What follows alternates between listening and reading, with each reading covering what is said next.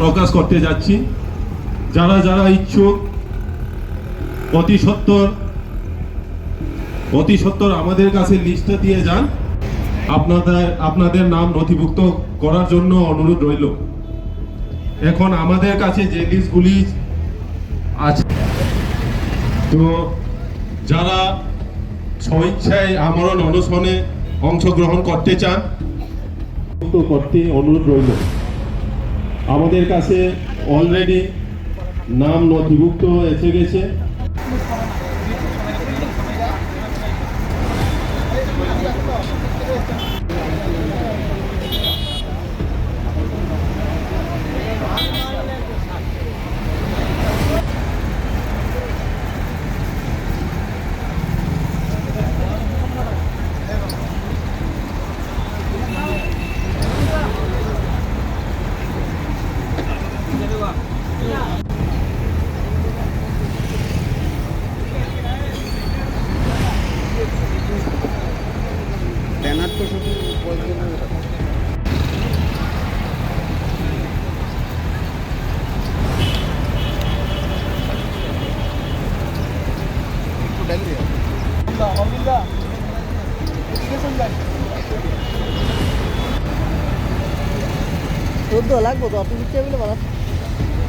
আমাদের আমরণ অনশন কর্মসূচি শুরু করতে যাচ্ছি।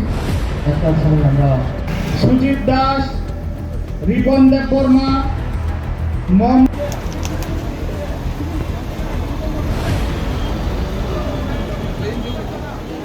আপনারা নিশ্চয় অবগত আছেন, পূর্বতন বাম সরকারের সময়কালে শিক্ষা দপ্তর থেকে অন্যায়ভাবে ছাঁটাইকৃত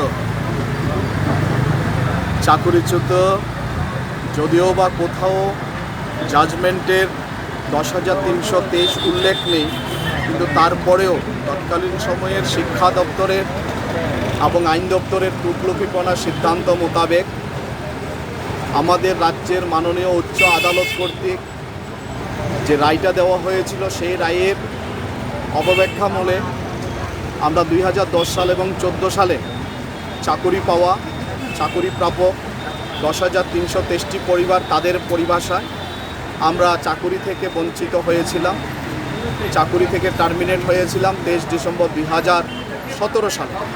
আমরা যে রেগুলার মোডে যে চাকরিটা পেয়েছিলাম, আমরা আগরতলাস্থিত হিন্দু স্কুলে 2017 সালে যে আমাদেরকে তৎকালীন শিক্ষা দপ্তর যে কাগজটা ধরিয়েছিল, সেটা কোনো টার্মিনেশন লেটার ছিল না, সেটা ছিল একটা মেমোরেন্ডাম।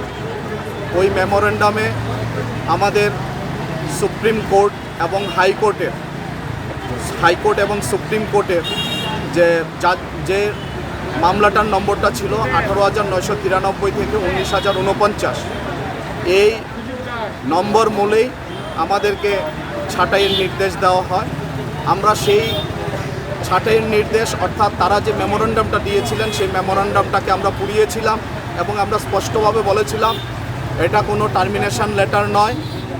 বিশেষ করে আমাদের চাকরি যায়নি, কারণ আমরা স্পষ্ট জেনেছিলাম যে সেখানে মাত্র 38 জন চাকরি প্রাপকের বিরুদ্ধে পলিসি চ্যালেঞ্জ হয়েছিল, যারা 2014 সালে চাকরি পেয়েছিলেন। এবং সেই সাপেক্ষে আমরা যখন সরকারের কাছে বারবার বলার চেষ্টা করেছিলাম, তৎকালীন সময়ে সরকার সেটাকে কর্ণপাত করেনি।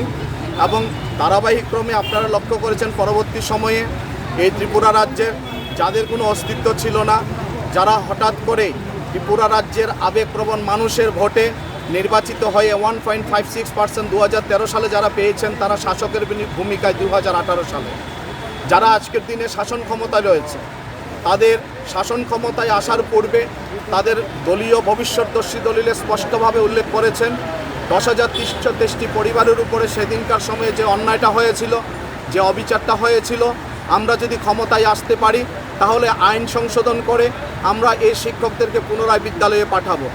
আমরা আইন এবং সংবিধানকে মান্যতা দিয়েই আমরা বিদ্যালয়ে পাঠাবো।